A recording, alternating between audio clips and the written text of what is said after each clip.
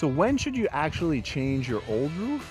Listen, that's one question, but the most important one is, where do you start? And we'll show you how.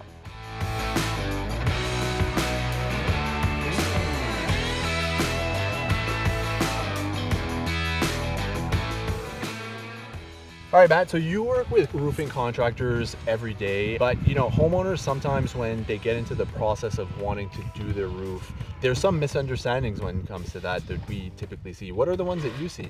Yeah, they come in, they look at, they're mostly worried about the colors, but it entails a lot more, right? For this roof, for example, they're using Dynasty shingle. It's a premium shingle. It's a couple of bucks more a bundle. It's well worth it.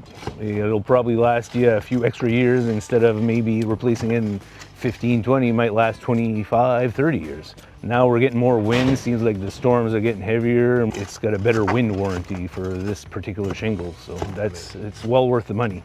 So Matt, before a homeowner actually starts a project like this, what's something that you think they should understand or they should ask before they even start? Well, it's more than just going to the store and picking a shingle. You need to contact a good roofing installer, a roofing company. You need to get some ice and water on there. You need some storm tight. You make sure your roof is properly ventilated. There's a lot to it. So yeah.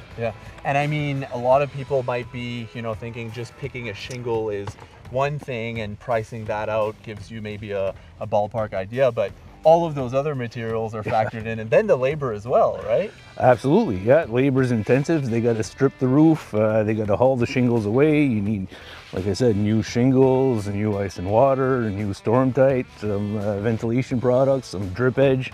There's a lot involved.